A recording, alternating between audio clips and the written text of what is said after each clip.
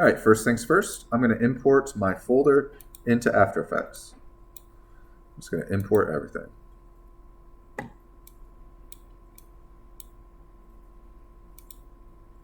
Oh, it doesn't like me doing that. Okay. Then I'm going to import it this way. Where's that at? Downloads.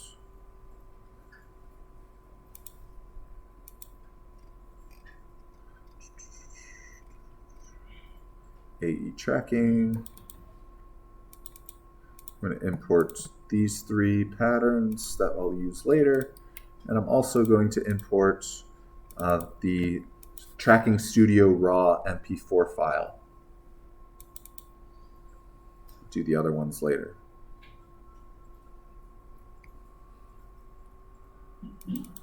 So this footage here is nothing special at all. This took about, well, the length of this clip to shoot here, so 6 seconds, and there was pretty much zero thought put into it.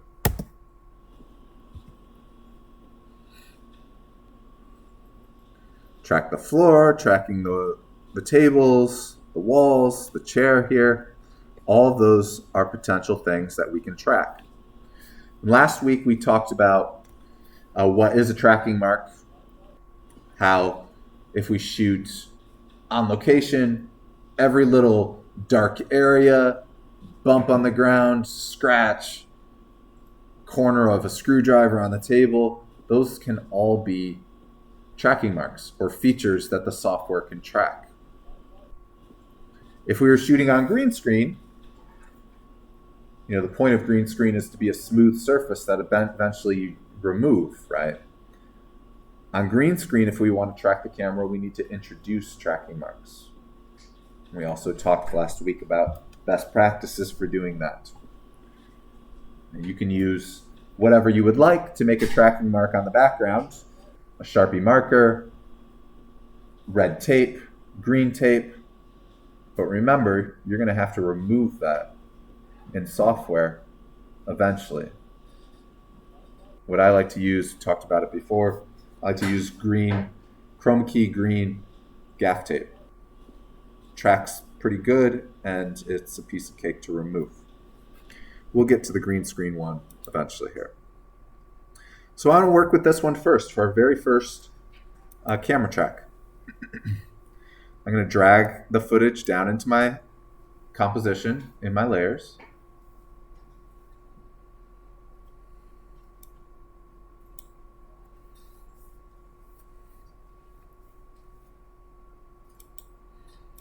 And again, FYI here, FYI, this is the first step. If you can't get this right, it's not going to get easier, and it's not going to fix itself. If you mess this up, you might as well just stop with any other parts of the pipeline. It is essential that we're able to get this step right before we move on to the other ones. So if you're struggling today, you need to let me know so that we can work these problems out. Okay? All right, so I dragged my footage down here, nothing fancy. I'm going to track the whole thing. If you didn't want to track the whole thing, you could trim down your footage. So in After Effects, or at least the default windows here, you should see a little sidebar that says Tracker. If you don't see Tracker, I'll make sure you're in the default workflow, or you can go to Window and click on Tracker. Go ahead and click on Tracker on the right side. There's different types of tracking. If you shot a film and you wanted to put a video on the monitor in the background in your film, you don't need to use 3D camera tracking to do that. You can use a different type of tracking in After Effects, something called planar tracking, where we're just tracking the plane of this monitor. We use 3D camera tracking because we want to have the camera move around three-dimensional objects. You also do object tracking. Object tracking also separate from camera tracking. So the track camera button is what we want to click. So go ahead and click track camera. And you will see that it's going to run through. I'm zoomed in so it's paused, but it's going to run through the frames up top there. I'm about 25% done right now. Depending on the length of your footage and the resolution of your footage, it could take longer or shorter.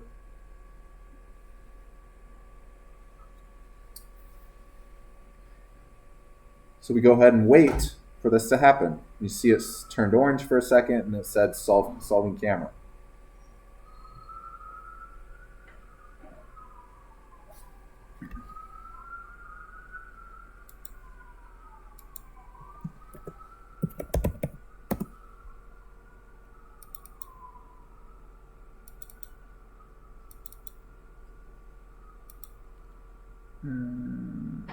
I don't think that's it.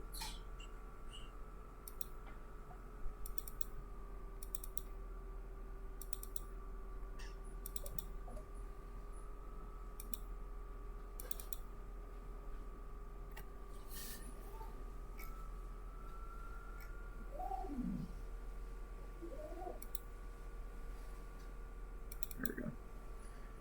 If when you're solving for the camera and you get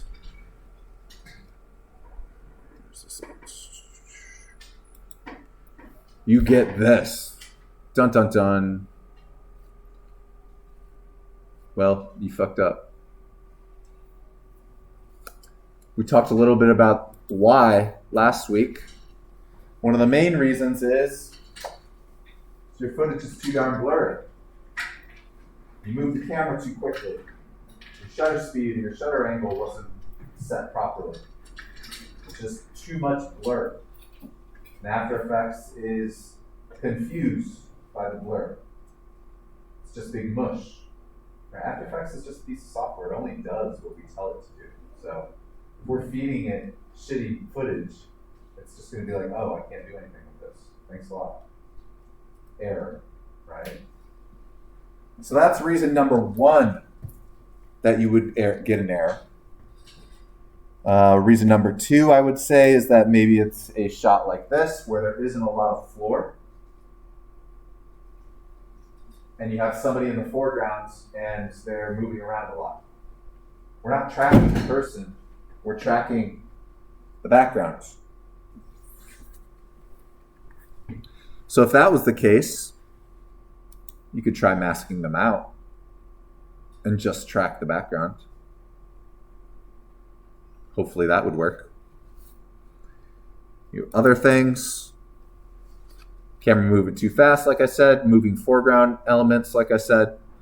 But the other thing would be if you had your camera on a tripod and you just did a pan by moving the fluid head on the tripod. There's not a lot of depth information that comes from that movement. So if you have footage that is on a tripod and you can't get it to work, you could try going into the advanced setting for the 3D camera tracker in After Effects. If you change the solve method from auto detect, you click the drop down to, you change the drop down to tripod pan here. That could work. Also, mostly flat scene can work if it is mostly a flat scene that doesn't have a ground. See, there is a ground in this footage. There's walls, there's vertical, there's floor. We have a lot of depth in this scene. Distance going back into that other room, walls that are going up and to the side, and then the floor is in the shot. This is kind of ideal footage right here, to be honest. So you can try some of these other solve methods if it's failing. But I would say if the solve is failing as soon as you click the button, it's not looking good. Usually, about 50% of the time, I would say you're not going to be able to fix it. And the problem is, in fact, your footage, either what you shot or how you shot it. Okay, so we tracked this footage. Another thing to note is that you want to be able to click on and off the 3D camera tracker here. If you click on the 3D camera tracker in the effect, you'll see you get all these little colored dots that pop up, color X's. A lot of students always ask, oh no, where'd the tracking marks go? Well, it's because you clicked off of the effect. Click back on the effect and they will pop back up. For the purpose of this class and clarity here, I'm going to increase the track point and target size. You don't have to do this. All this does is just make these bigger and smaller. But I'm just going to bump them up a little bit bigger so everybody can see them.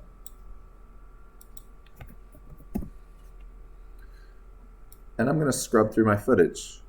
See how the points disappear, they pop in, they pop out. That's okay. All we need is enough points throughout the duration of our footage on screen at any given one time to be able to solve the camera.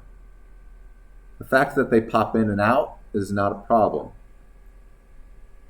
If almost all of them disappeared for large swaths of the video, then it would be a problem. But I don't care that this one over here disappears because honestly it's going out of camera right there. So when one point disappears, another point takes over in the software. Any questions so far? Still okay? All right, let's go ahead and do something with it then. So I'm going to place something on the floor. Notice as you move your mouse cursor, as long as you're clicked on the effect, you get this little target that pops up. Software is trying to position the target based off of, I don't know if you can tell. Let me actually make my target smaller so you can tell.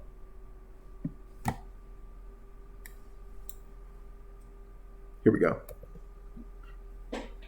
See how my target looks like it's aligned to the floor, right? Perspective-wise. What that target is actually aligning itself to is a triangle that is being drawn in three-dimensional space between those three tracking marks right there.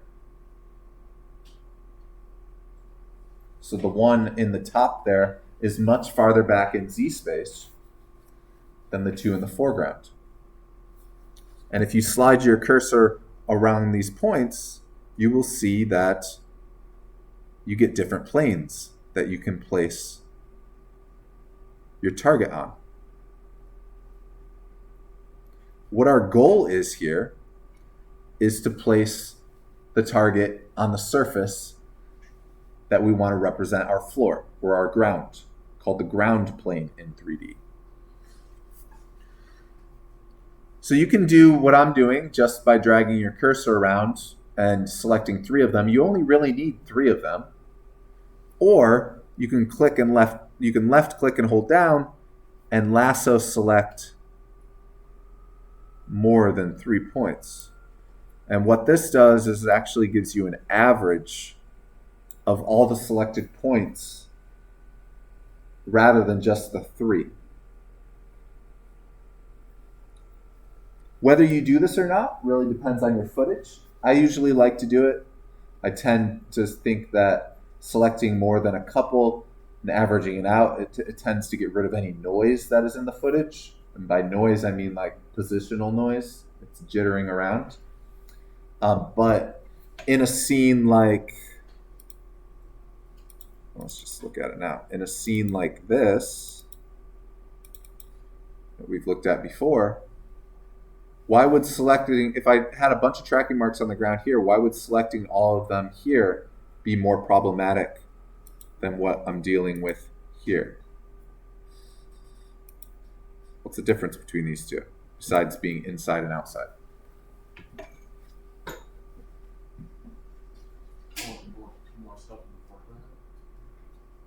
Yes, there's more stuff in the foreground. That's not what I'm talking about. What is the difference between the floors here, besides one is man-made and the other is dirt? It's uneven. Uneven. This is a smooth floor, or smooth-ish, right? It's pretty damn smooth. It's like, this is pretty damn smooth over here, right? This chunks of dirt all up and down, right? Not that much. It's probably like I don't know, between the lowest point and the highest point is probably like this much. But still, software doesn't know that, right? So if I want to place something on the ground here, am I really placing it on the top of the dirt, or am I placing it on the bottom of the dirt?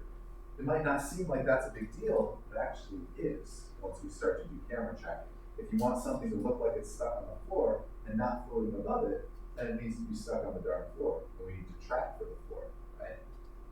So here, doesn't really matter as much as here. And ultimately, does it matter? Well, I guess it's how precise you want it to be. We'll see when we work on that footage.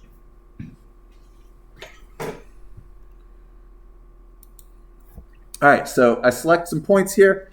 Next step that what I want to do is I want to right click. And I want to click on this one down here on the bottom that says set ground plane and origin. It's going to set the ground plane at the perspective that my target is currently laying, and it's going to set the origin in the middle of that target, in the middle of the bullseye. What is an origin? That's the 0, 0, 0 point. In this case, of our world. So set ground plane and origin. It's not going to seem like anything happens when you click it. Nothing's going to happen. But that's the first step. Next step, I want you to right click on it again and do the second one. Create solid and camera. A lot of these other ones are useful if you're doing stuff more in After Effects. And they're all very related, but I think create solid and camera is the easiest one to teach. All right. Now you should have some sort of color shape laying on your floor. Create solid and camera. Then you should be able to scrub your footage and see that the shape sticks to the floor.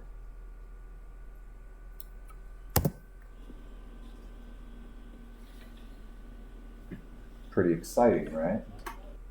Anybody struggle with that? Mine is. Oh my goodness. Well, you fed the After Effects machine 30 seconds of video footage, so it's taking a long time to digest. I would just say be patient for another minute, and if it doesn't work, maybe we try to trim it down. Yeah, it's just long. It's a lot of footage. I think there's probably a lot of stuff going on in the background. Good? Yeah. No, I just lost all. Yep. Just click on, turn on 3D camera tracker. Click on the word 3D camera tracker. Click on, put the box on, and yes. Select on the effect.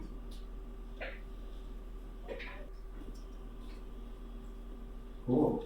We got flat pieces of color set to our floors. I mean, you can be a rebel if you want, but and ultimately, it's whatever you put it on is becomes the floor. So if you want that to be your floor, then it's fine. Okay. I would say that doing something like that is a little bit more challenging because it's such a small part of the frame, and you don't really get that close to it. You know what I mean? So it's just harder to track more accurately. If it seems like it's sticking to its own.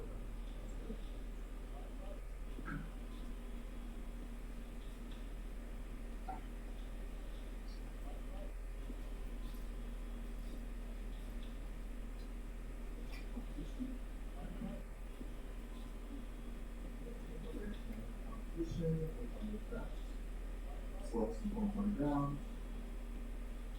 Pull down that clip order. Click, set ground plane and origin. Remember, let not begin. Create solid and camera, second one. Keep double clicking on, and then double click on it, go over there. Second one. Solid camera. Now you should be able to move it, and it should stick. You don't move it there.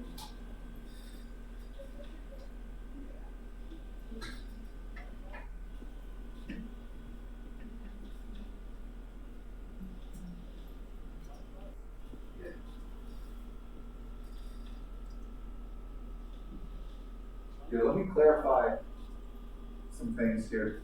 This is really easy to get lost in After Effects. You start to get these tabs up top, right? So there's a composition tab. You might not see these at all if you haven't opened them up. There's a composition tab.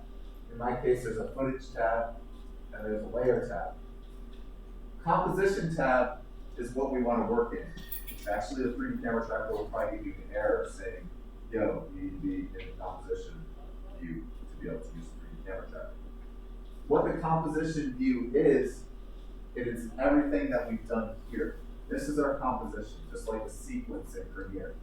Any layers that we have arranged here are what we're going to see in our composition view. If you double click, either on purpose or accidentally, it's really easy to do on any one of these layers down here.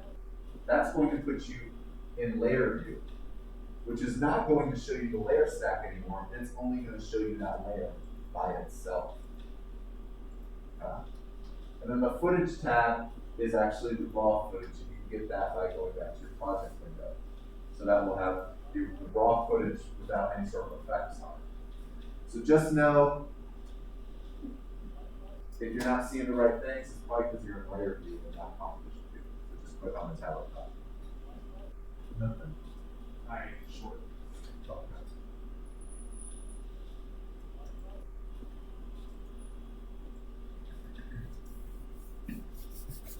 All right.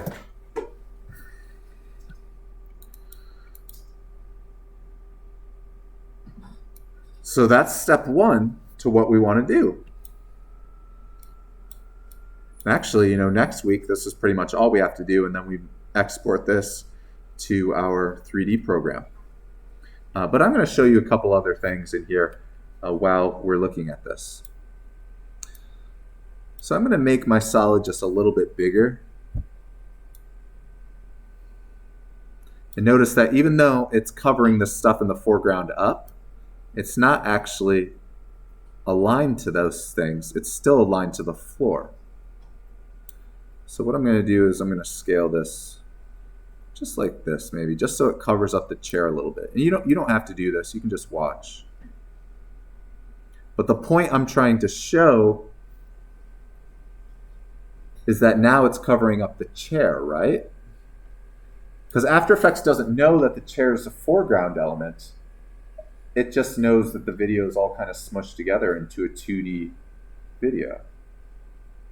If I wanted that chair to actually sit as a foreground element on top of my green square here, I could rotoscope that footage out. We talked a little bit about rotoscoping a couple weeks ago. Again, you can just watch here. This is not essential to do right now, but it is a good tool to know. If I go and I put the original footage back in here, I double click on it, and then I get this tool up here called the Roto Brush, the little person with the paintbrush on it, and I draw on the chair. I'm just doing this really quickly. It's not going to be super accurate. Oops. Basically, with the Roto Brush, you paint the parts that you want on, and you alt paint the places that you want to remove. I'm going to hit spacebar and let After Effects run through this. Look at that. It does a pretty decent job at wrapping the selection around the chair. Not perfect, but in the interest of time, I'm just demonstrating the concept. And what this is going to do, it's going to isolate the chair by itself. So if I look at this layer in one of these other views, the quick mask view, now that piece of the chair is isolated by itself. If I look at it in mask view, here's a mat of what's included and what's not included, part of the chair. If I look at it in my composition view, I should see that now it's sandwiching the green square that's laying on the floor with the chair on top of it. Because in my layer stack here,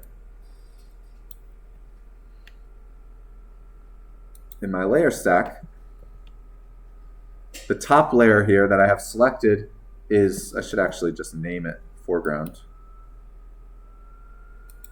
Just call it FG chair. I'll just call this down here footage. So FG chair is laying on top of the track solid, and also FG chair has been rotoscoped. So all FG chair is just this footage right here. It's been cut out, right? And rotoscoping is one of the tools that we use to cut out things from live action footage, on location footage that is not shot on green screen. Keying is what we use for green screen. Rotoscoping is usually what we use for objects that aren't shot on green screen, or scenes that are not shot on green screen.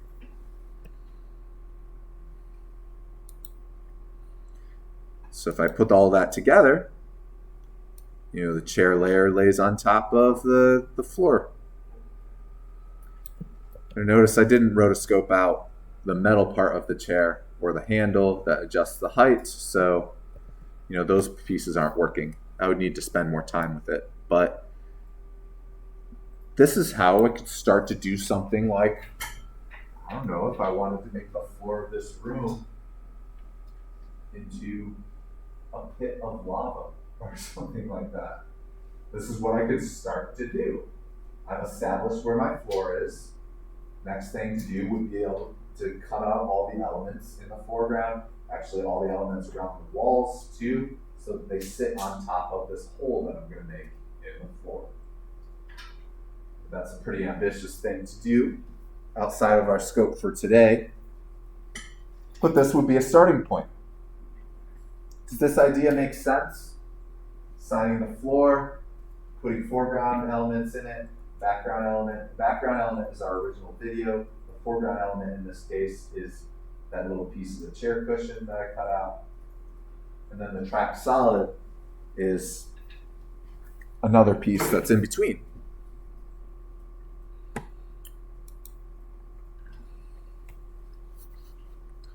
I'm going to replace this track solid right here with a different layer.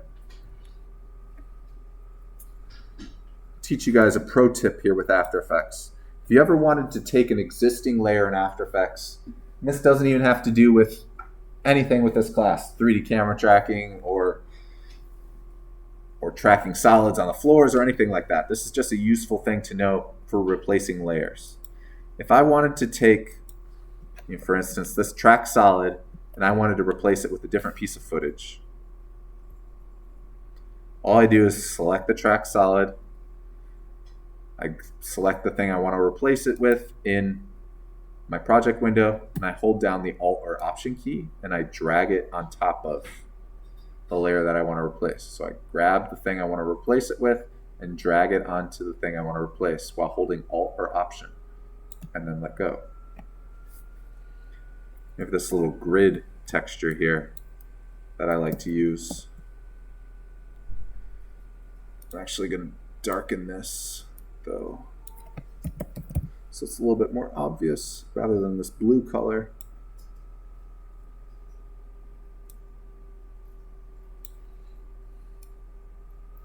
I like to use grids and checkerboards to check for alignment issues. Make sure there's no sliding. If you look, there shouldn't be any sliding with any of these dirt marks on the floor. There's a little motion blur there, which is problematic.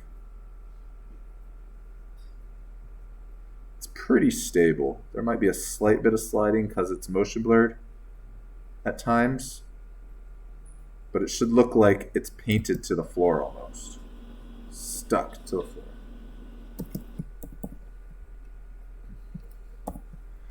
And if I sized this grid out, so it kind of cuts through everything, start to get the illusion of where the floor is.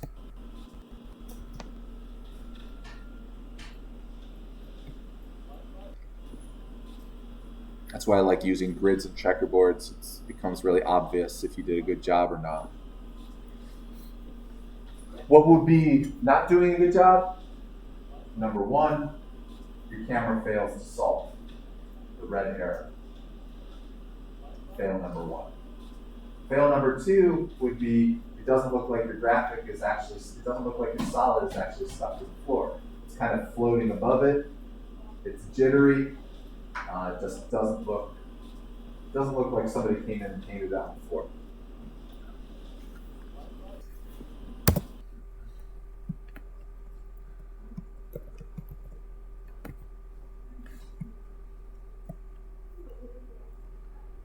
We could get a little meta here, and I could put the video in the video.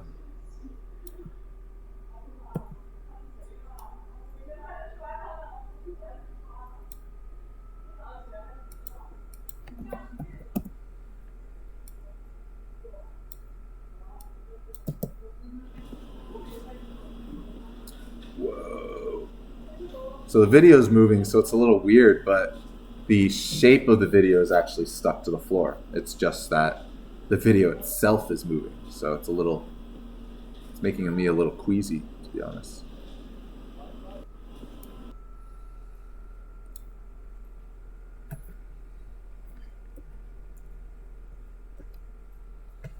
I'm gonna move back to the grid.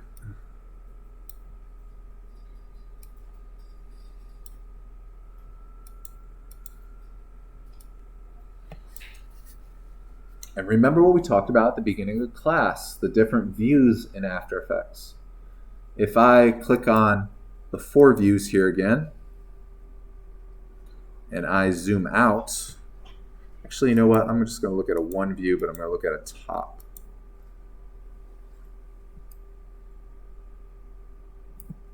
Oops.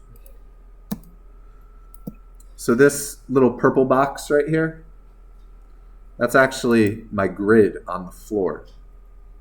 This right here is the camera, and it's the camera's frustum. If I play this, we should see the camera move around. Guess I can't play it. It disappears if I play it, but I can scrub it. That's the camera movement. Remember, the video is the camera's just walking backwards and kind of swaying from side to side a little bit. That's the camera movement that actually was recorded in the original footage, shot in the real world. And that's the whole point of camera tracking,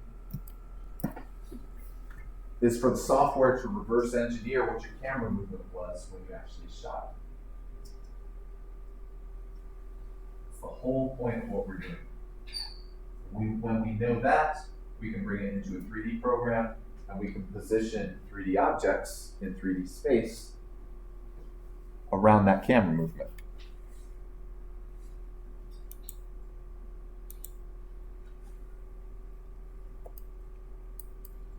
We're not in 3D right now, but if we were, if I wanted to go and place a 3D cube right in the middle of this grid, remember I told After Effects that the origin is right in the middle of that grid. 0, 0, 0.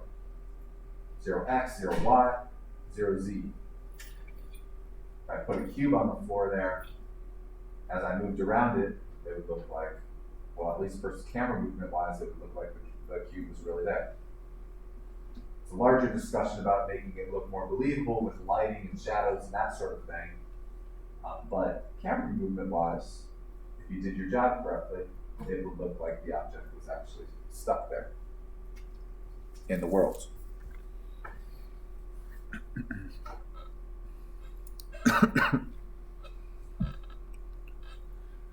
Any questions? Yeah?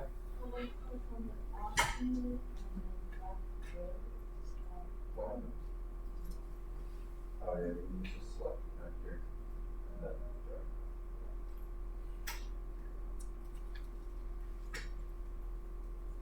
Are you going to the view of previous show? you need to be in composition view to do that, and then in the bottom right, your drop downs for which camera you want to look through and how many views you want.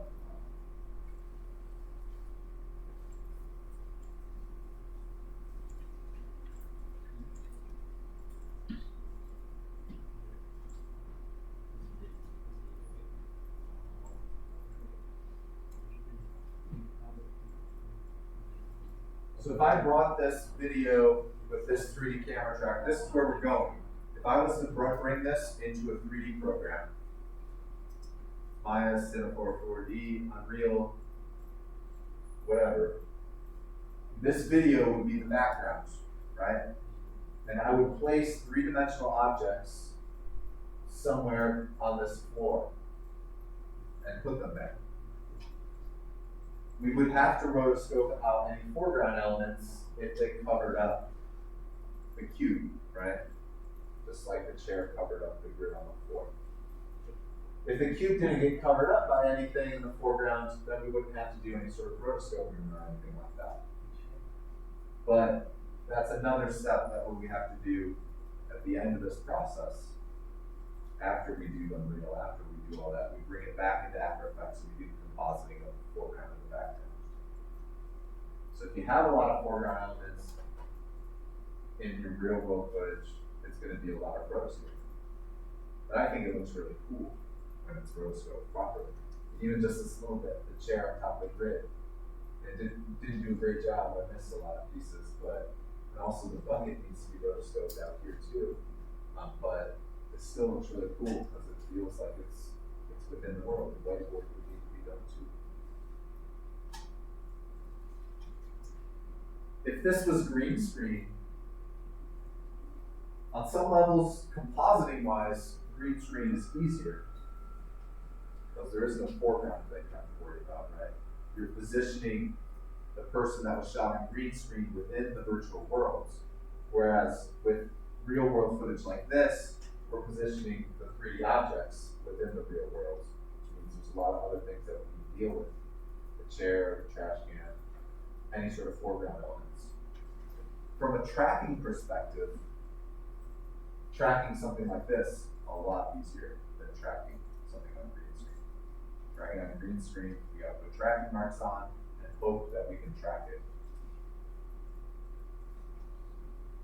Any other questions?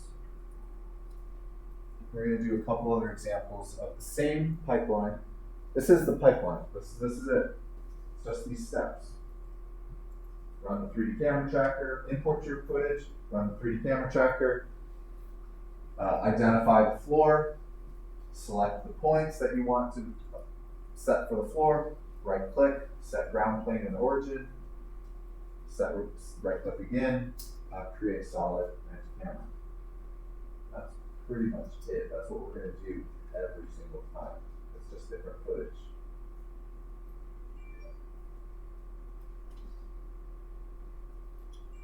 So if everybody got that, good job. Should feel good about that. Let's take a break and we'll come back and do 2 more scenarios of the same thing, but different footage.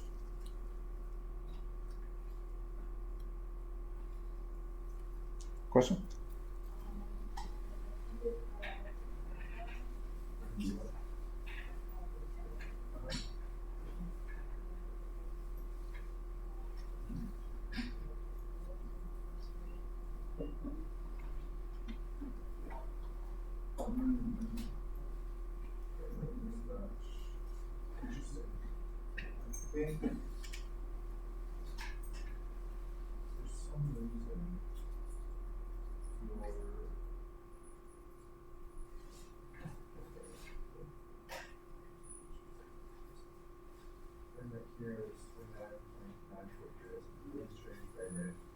Whatever was on my phone.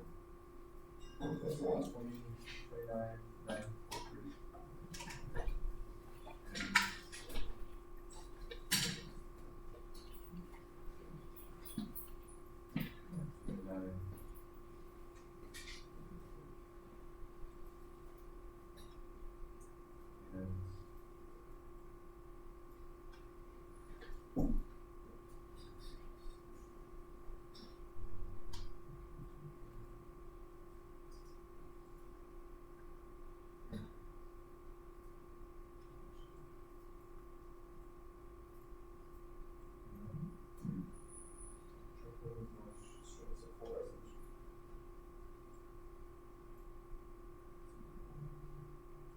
to reflect for a second.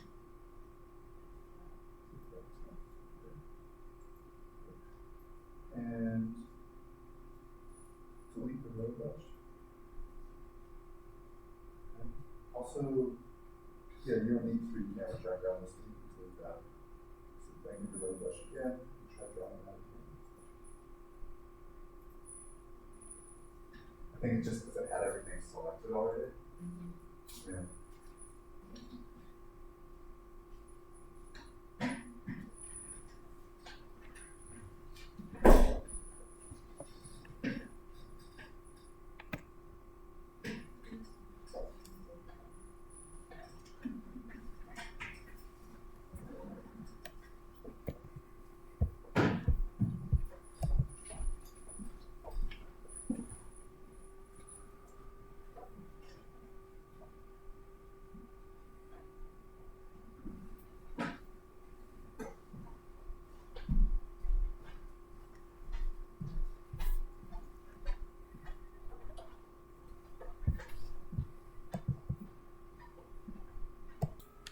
All right, let's continue.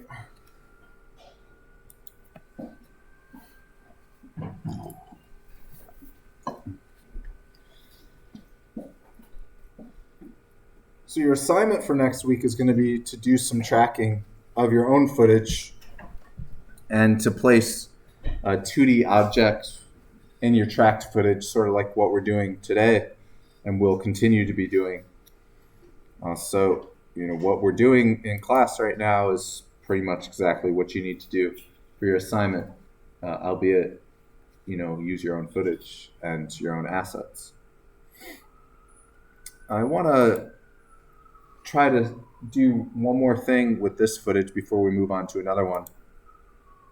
I have this graphic of a Pikachu that I'm going to use to put into this world. It's a PNG. It's just transparency on it. This is just a still picture, but this could very easily be video footage or an animation. So if I want to place other graphics in the world, I know the position of the grid. So there's a couple different ways that I could go about this. I could actually look at the position and the rotation of the grid and kind of put my graphics matching these locations. Or I could also use that duplicate footage trick with the Alt option and drag it on top. You could also do that. So if I was to drag this Pikachu in, we need to make things 3D layers. You need to click the little checkbox for the box. That's what makes it a 3D layer. Now its position right now is actually very different than the position of the grid. The position of the grid is 0, 0, 0. The position of my Pikachu here, 960, 540, and 673. If I look in my 4 view, so start to identify where these layers are. So which one's my Pikachu? Yeah, looks like my Pikachu here is, oops, look at the top. So my Pikachu is this purple one right here, right? And my grid is this one right here, which makes sense that it's a big square because it's laying on the floor. If I looked at this from the side, get another viewpoint,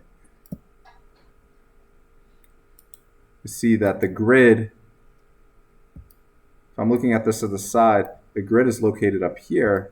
My Pikachu is actually below the grid.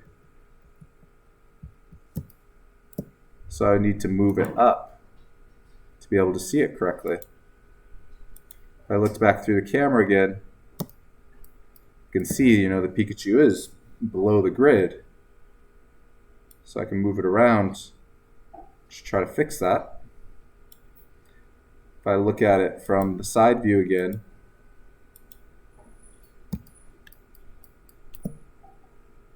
I could move it up so it's sitting on the grid. So now if I look at it from my 3D camera tracker, oops. Now it's sitting on the grid. If I move it forward, I'm now positioning it on the grid. So now looks like Pika is sitting on the floor here, or standing on the floor, I guess. Maybe I'll slide it behind that chair a little bit just to get some foreground. Oh yeah, look at that. Pika Pika.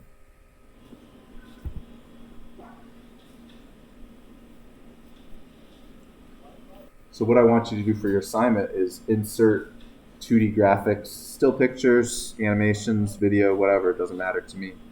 But position them in 3D space to kind of build an After Effects 2.5D world.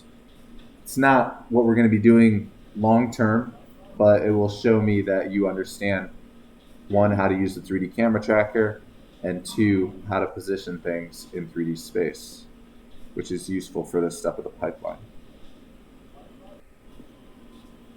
We'll do what I just did on some of the other footages as well.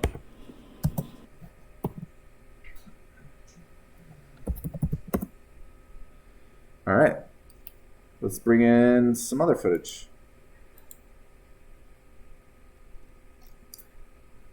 Gave you 3 options in that zip file. I'm going to do the other on location footage that we've looked at before in here.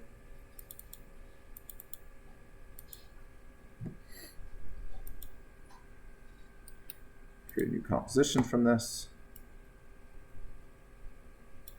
So same thing, bring the footage in, put in a composition.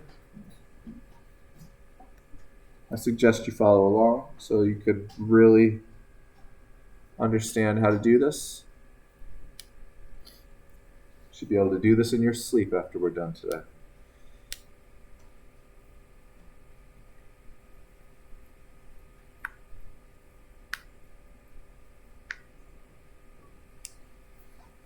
Remember, when we're importing image sequences, we want to make sure that we select the first one in the sequence, and then we have PNG sequence, in this case because they're PNGs, selected. If you don't click this button right here, it's just going to import a still picture, which doesn't really help us.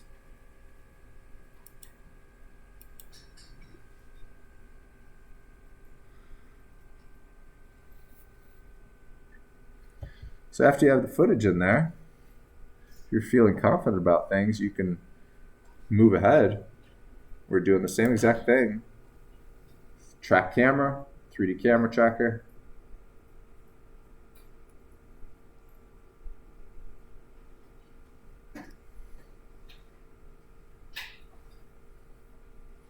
Also, this footage, there's tons of things to track in the landscape. This footage is a little higher resolution, a little longer, so it might take slightly longer to track. I'm already 10% done though.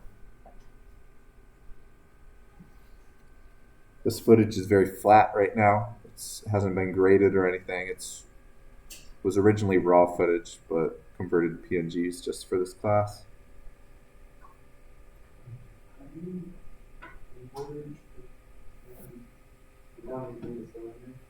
That what?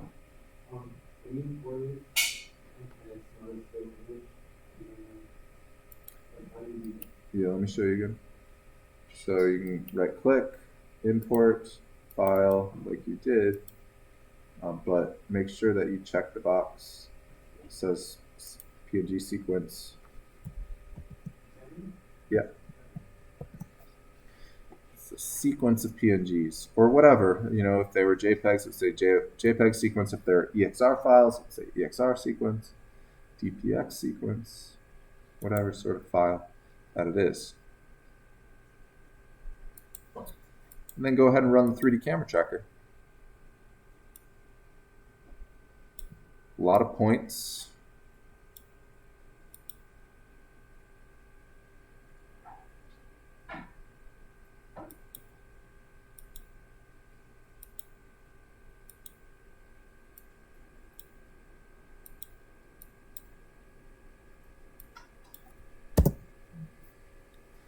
A lot of points in the background that got selected.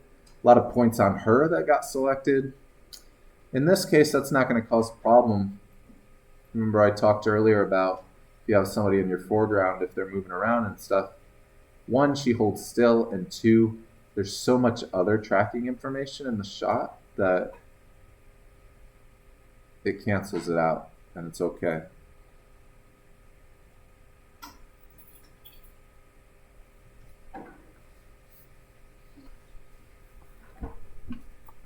Now what we're doing today with After Effects in the 3D camera tracker, this is an auto tracker is what it's called. Last class we talked about different options for 3D camera trackers, other softwares to use. 3D camera tracking software can be quite expensive. The reason that we use After Effects is that it works most of the time and it's practically free for us to use. The After Effects 3D camera tracker does start to fall apart though if you have particularly tricky footage that fails when you try to track it in After Effects. Maybe there's not much floor, maybe there's a very moving foreground. For whatever reason, After Effects just doesn't like it. In that case, other softwares are going to have a better chance of doing things because they allow you to do what's called manual tracking. So you select each point that is tracked manually. You go in, you zoom in, magnifying glass, you say, oh, I like that little mark right there on the ground. Let's track that. And you go find another one, and another one, and another one. Eventually you build up enough that you're able to create a 3D camera track with those softwares. After Effects doesn't allow us to do manual tracking like that, so we're kind of at the mercy of clicking the button and having it work for us.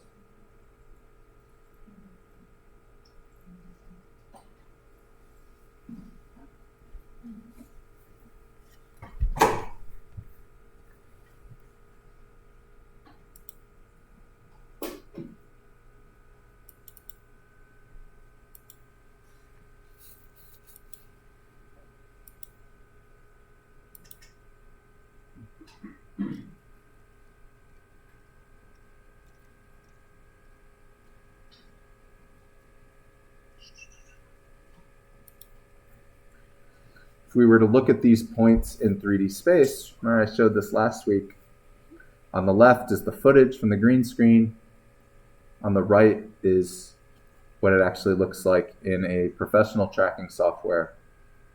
You can kind of see the back walls here, the corner of the walls, the floor on the grid, camera. It's recreating a three-dimensional image from the two-dimensional image. And that's what match moving is. That's what we're doing. That's what this process is called. Match moving is the insertion of computer graphics into video footage with the correct position, scale, orientation, so that our 3D objects look like they're a part of the photographed image. So remember, photographing something, stills or video, we're converting the 3D world into 2D. This process of match motion and camera tracking allows us to extract the 3D information from the two-dimensional video, which allows us to place the 3D objects into it, like this car here, and have it be placed believably in 3D. Again, we're really just focusing on the camera tracking side of things right now, not so much with other things like lighting, shadows, other things that help it feel like a believable scene. I don't know, maybe you look at this Pikachu and you're like, wow, that's really there, man. Super believable, right? It's because it's Pika. All right, so I tracked this footage. This is a very easy one. Now here's our problem of which points do you want to select? Good question. We talked about that earlier. How there's bigger mounds of dirt, there's lower mounds of dirt. In this case, I think we can get away with just kind of doing an average of almost all the points on the ground. But I do want you to realize what you're actually doing when you select these points. By just selecting, what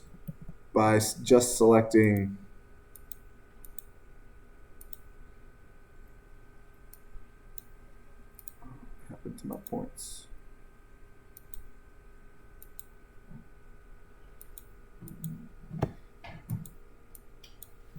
Oh no.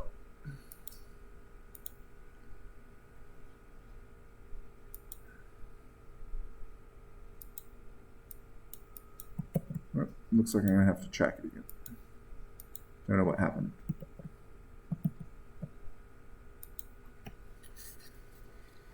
I want you to keep in your head which points you're actually tracking, because again, it's those points that determine the ground plane,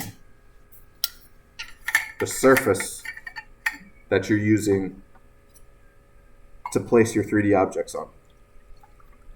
Now, you don't have to place your 3D objects on the ground. I mean, they can be floating in the air, but still, we need to determine where our ground is. If I wanted to put, a flying butterfly that's floating about waist height on her, I still need to determine where the floor is. In 3D, I just might not actually align it to the floor. I'll put it on the floor and then I'll raise it up in the air. Where are all my points at? What's going on?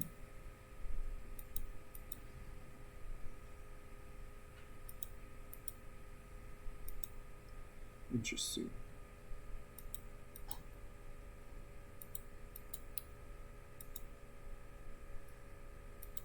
Well, I'm gonna blow that up and start again.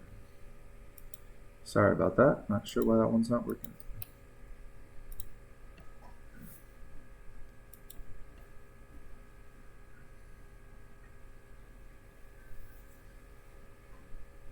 After Effects just didn't want to show me the points to select. It kept moving my footage around. Not sure why. So in this example, I'm going to select most of the points on the ground. I think that's fine. But if it's not fine for your footage, your other footages that you use, then maybe be a little bit more picky about it.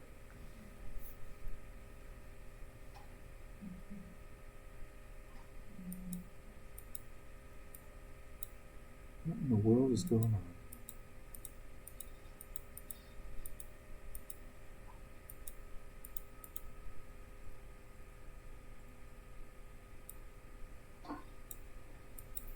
I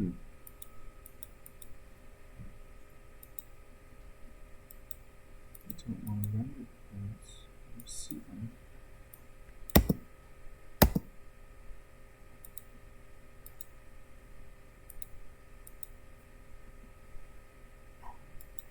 Sorry, y'all. It's just not letting me see the points.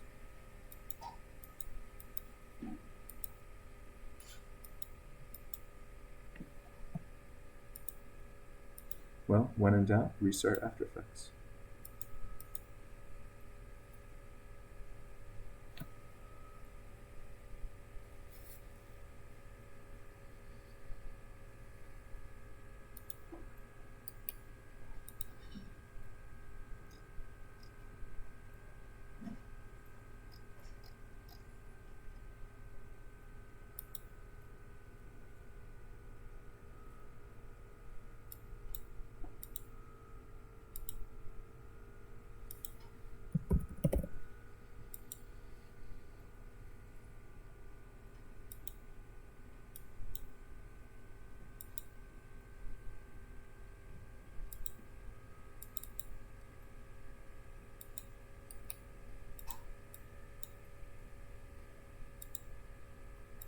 All right, let's try this again.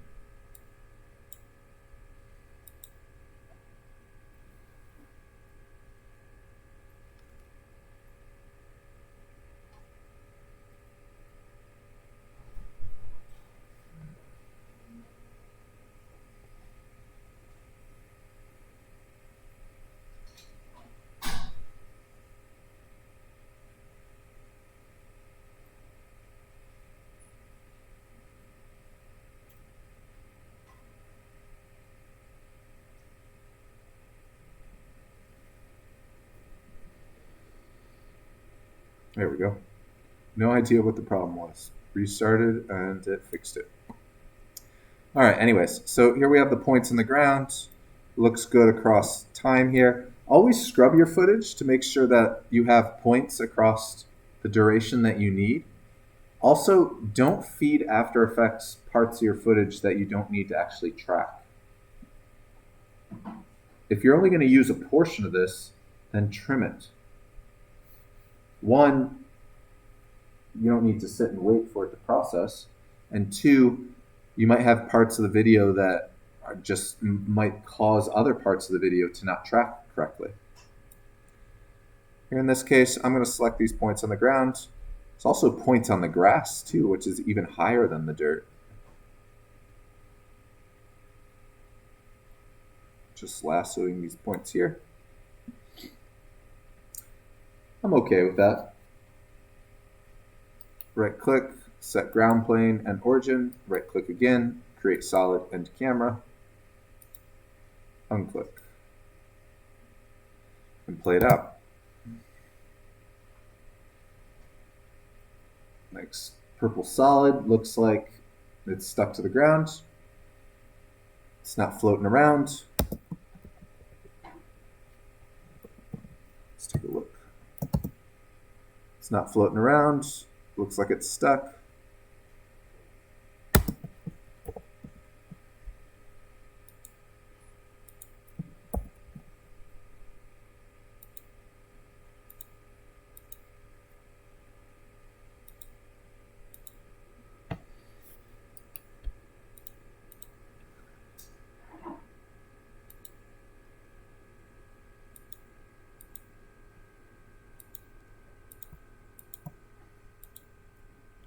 I'm going to import my checkerboard here, and I'm going to replace that solid. Remember, select it and then Alt or Option drag from your project window onto the layer that you want to replace. And I'm just going to scale it up and rotate it just to kind of align it with the ground. I'm just doing this for demonstration purposes. This isn't actually part of the pipeline that we would use. I'm just doing it to show you that we've tracked things. I'm going to lower down the opacity on this layer, which happens to be the T key on the keyboard.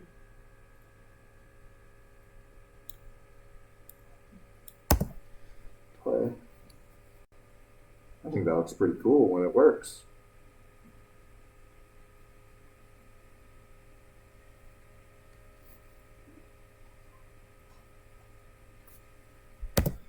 We looked at this example last week, placing checkerboards on surfaces that you've tracked. That's exactly what I've just done. In this example here, looks like there's some flat surfaces at a skate park, and they've laid the grid over top of them, really to double check that it's a good track. That's why I like using the grid and the checkerboard. It allows me to look at it and just make sure that things are stable. The ground is sticking to the ground. Things aren't jittering around. It can be hard to tell with just the solid.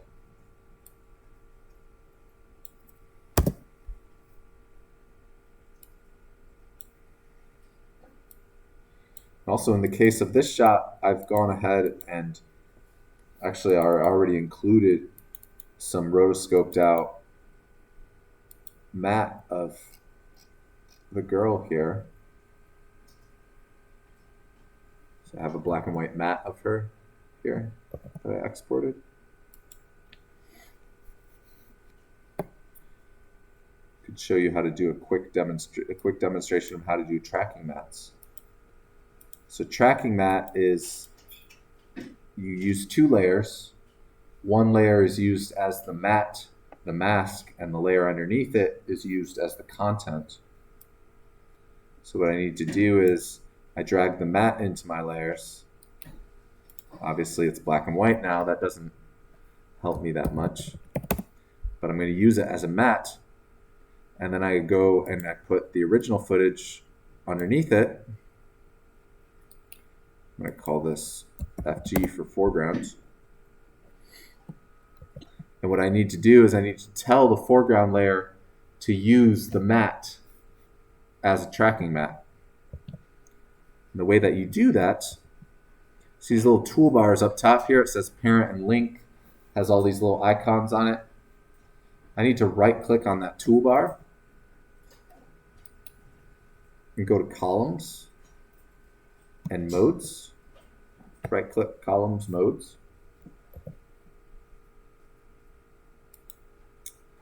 Now there's a section, it's called track map. Currently set to none. If I click the drop down on the content layer, I want to tell it which matte to use. Let me actually call this, I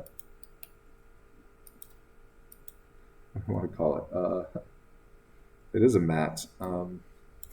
Let's call it foreground underscore matte. So everything was named matte when I clicked that drop down. There we go. So I'm telling this layer, the layer above it, FG matte, I want to use you as a matte to cut out the content. What sort of matte?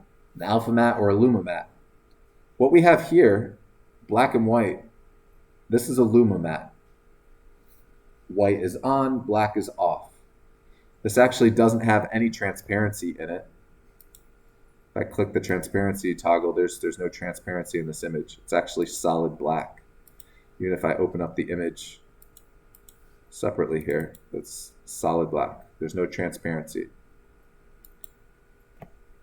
One tip for doing stuff like this, we're getting a little bit on a tangent, but still good to know how to use mattes because that's something we're going to do a lot this semester. Black and white mattes a lot lighter in file size than files with alpha channels. Look at the size of this PNG, 49 kilobytes. If this was the full color content of her cut out on alpha, it'd be a couple megabytes. So if you have huge high resolution footage that you're transferring back and forth with a team, using luma mattes like this could be a more efficient way to do the same thing. Anyways, I'm going to click on the drop down in the tracking matte and I'm going to pick luma matte and then the layer name FG underscore matte. Now she's on top of it because this is just her by herself. It's not the best cutout job, but it's a start.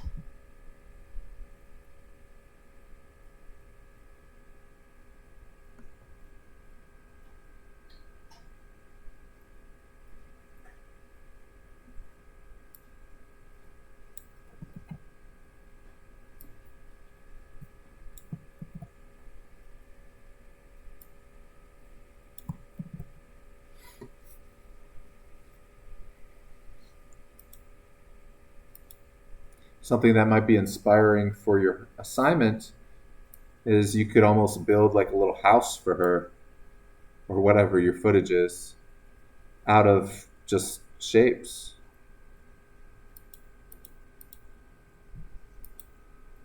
I mean, I'll bring this other layer in. I'll turn it into a 3D layer by clicking on the checkbox for the box.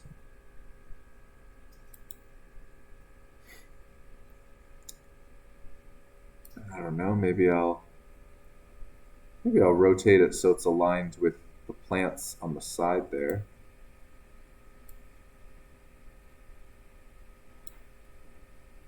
Maybe I'll scale it up.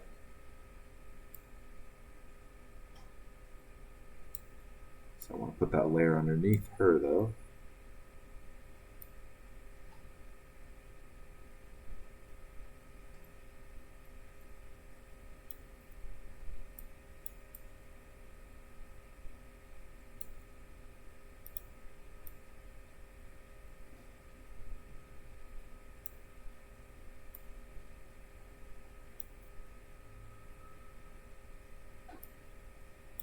Oops.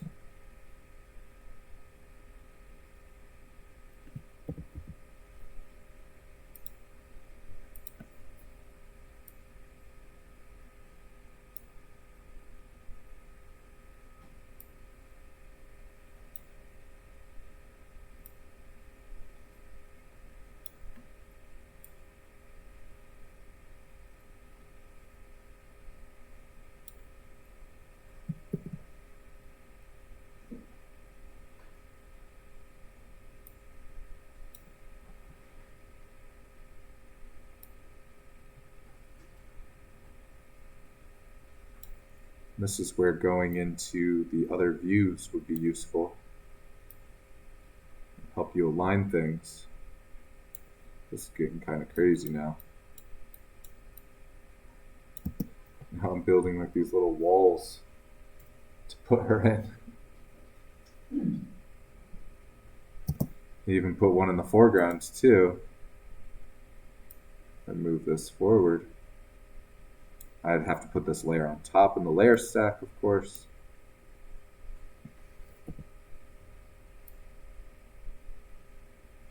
You can even have depth of field in After Effects. You can take your 3D camera. You can use 3D camera tracker. You can use 3D cameras in After Effects and not use the 3D camera tracker. You can just use 3D cameras, and you can assign them depth of field. Didn't in this case, but see, you could start to actually like place objects in 3D. These are all 2D elements right now, but similar to what we can do eventually once we move into 3D. Now that we've solved the camera. Kind of neat, huh? And these still pictures don't need to be still. They could be, I don't know what sort of video I have on here. I guess I'll just get the other video.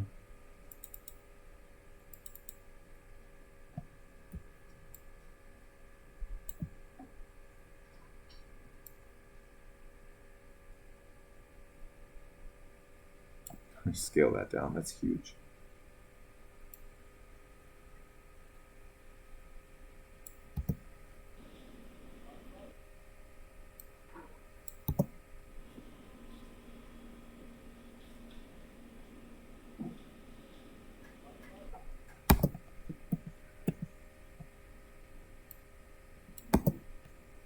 So this is what I want you to play around with for your assignment. After you've tracked your scene with the 3D camera tracker, go ahead and just place random 2D elements around. Still pictures, video, not grids and checkerboards. That's just what I'm using. I want to import PNG image content, like remove the background. Remove the background from the PNG. Yeah. Is it just a still picture? Yeah. I would just drag it into your composition. Oh, I see. It has a checkerboard pattern. Honestly, it'd be easier to do it in Photoshop and then re-import it. Just, yeah. Just like use like the magic wand or something. I thought maybe it might be like if it was a green screen background, that would be pretty easy. But it was a fake PNG. I hate those. Yeah.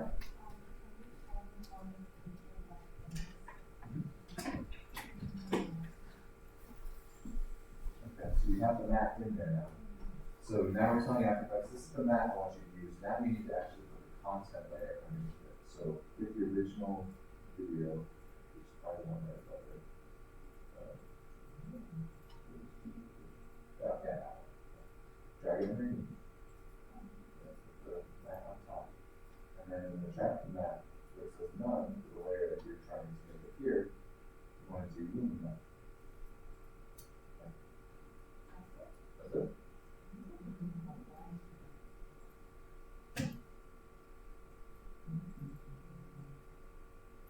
So you don't want the lumen mat to actually be visible. So turn the eyeball off on the top of the mat. And you have no background because you don't have a background. You just drag the original video from your project down. You probably used that as the foreground. There you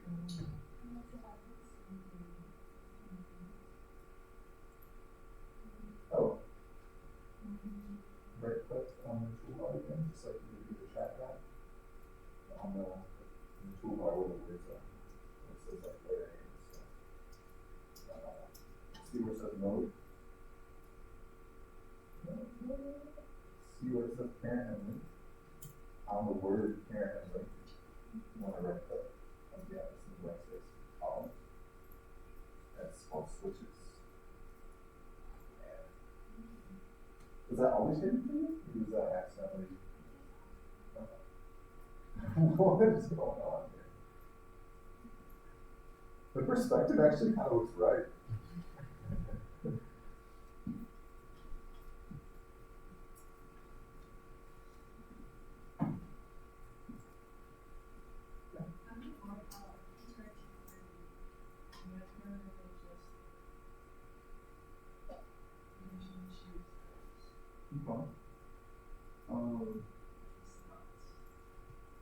Well, I would say everything, because you replaced it and then you started moving it around, everything's going to kind of be out of alignment now.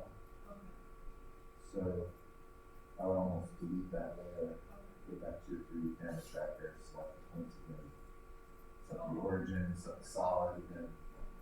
Yeah, you got it. When you start to add new layers, be careful about moving around your original solid, because that's your reference point.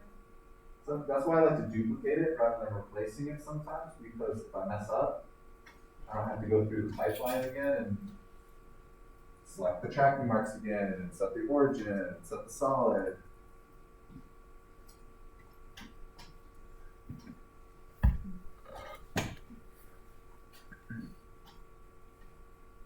Remember, when you bring layers in, you got to make them 3D layers too. If they're not 3D layers, they're just going to float on top or behind everything. Remember, we make them 3D layers with the little 3D box.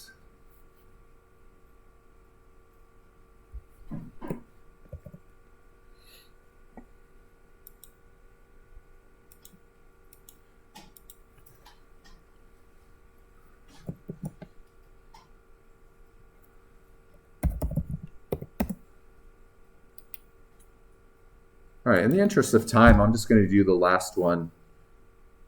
It's the same exact thing, it's just this one's green screen. Okay, same pipeline. So same thing, import the footage, run the track camera, 3D camera tracker.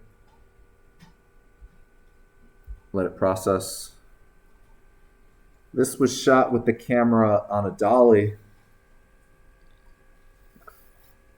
So it has pretty smooth horizontal camera movement.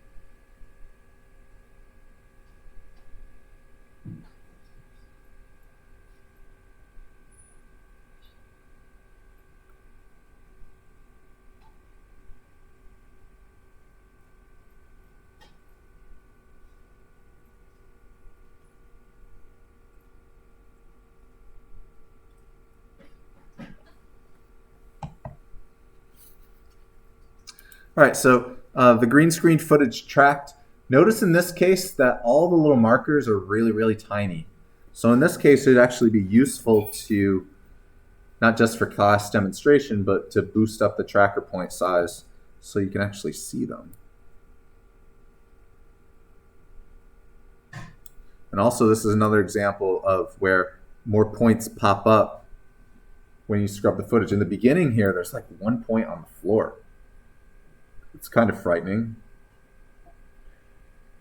But if I scrub forward a little bit, I get a lot more points because the camera starts to see a lot more tracking marks on the floor. So for this, I'm gonna select the points again. Same thing. That looks good to me. Right click, set ground plane and origin. Right click, create solid in camera.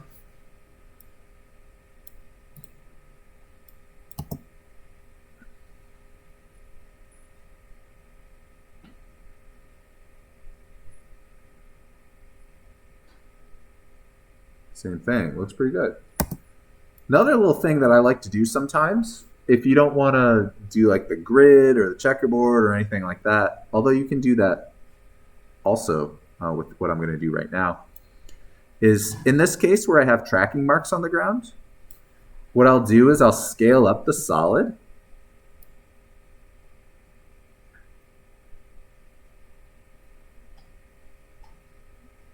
So it covers some of the tracking marks. Turn down the opacity a little bit so I can see.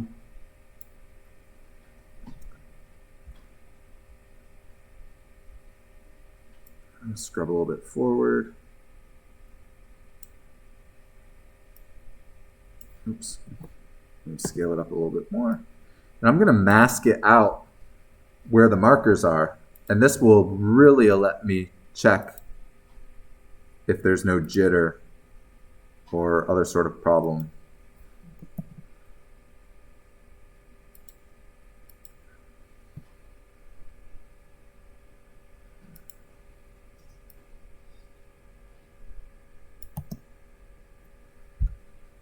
So sometimes this isn't perfect, but I just masked it out, and that shape should stay stuck relatively well to the marks. I'm not sure I exactly selected the corners of the X's, so maybe that didn't work out as well as it should have. But another suggestion for alignment would be that. Actually, let me try to do that again, but see if we can get a better result. Just instead of selecting more points, maybe I'll just select those ones where I want to mask it out. So let's try that. Just these 3 markers on the floor. Set ground plane and origin, right click, solid in camera.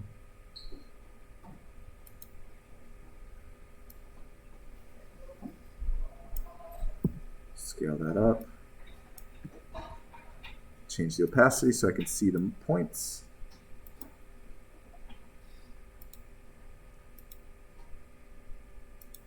Use my pen tool to create a mask.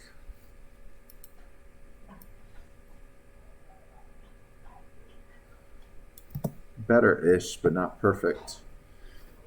Tracking green screen, more of a challenge than tracking places with a lot more markers. That's okay. And it really depends on what the scene is and how much you can get away with. I mean, it doesn't need to be perfect. If nobody notices, it doesn't need to be perfect, right? And you could do a mediocre job, and if everybody still thinks that it's believable, then that's fine. So, try to do as good as you can, but don't beat yourself up over it if it ends up just being kind of like this.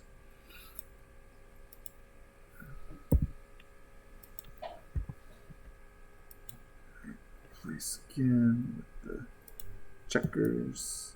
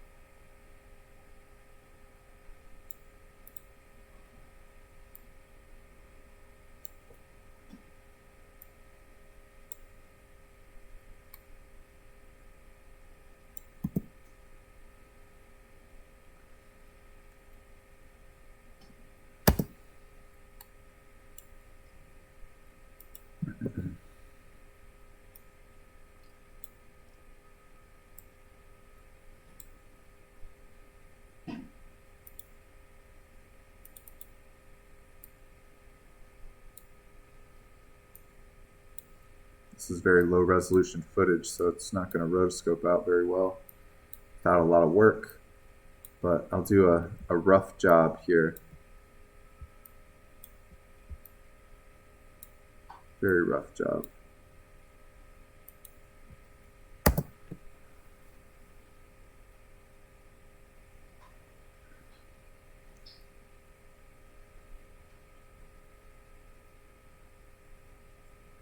Actually, you know what? Why am I rotoscoping? It's on green screen.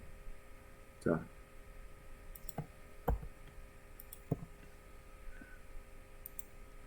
I'll use key lights.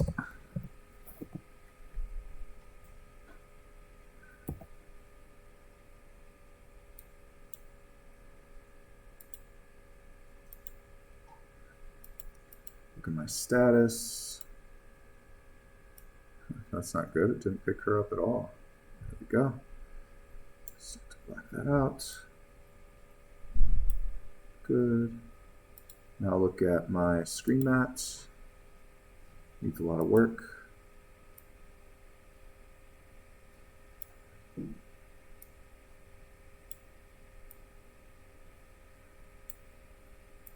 There's tons of green screen spill in this shot, so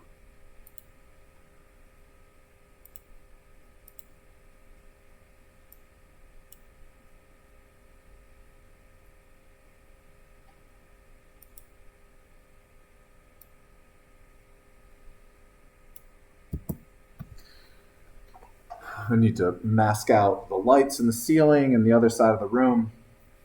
But this is a quick and dirty key on her. Half of her right leg is missing, but it's good enough for a two-minute job.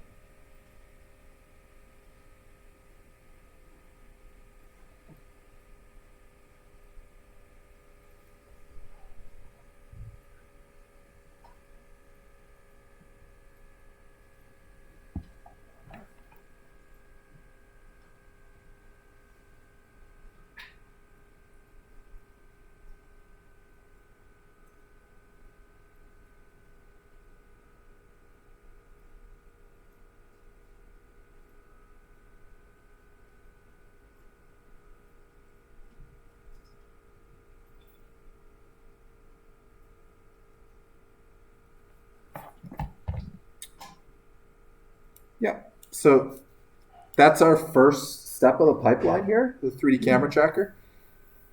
We do this every single time we want to bring footage in and put it in some sort of world or put 3D elements into an existing world. So this is the first step of a 3-step pipeline. The next step is to get out of After Effects into an actual 3D program.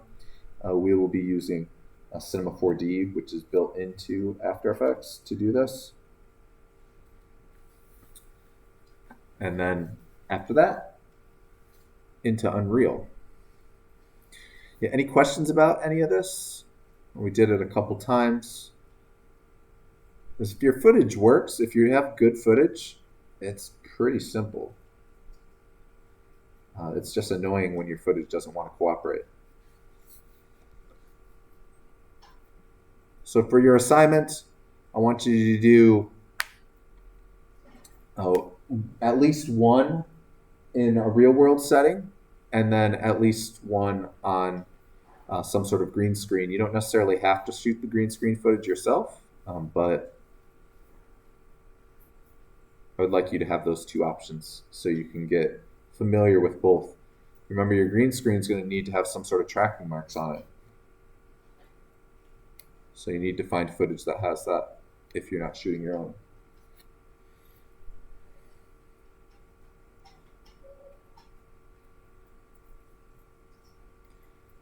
Okay, that's all I have for you today.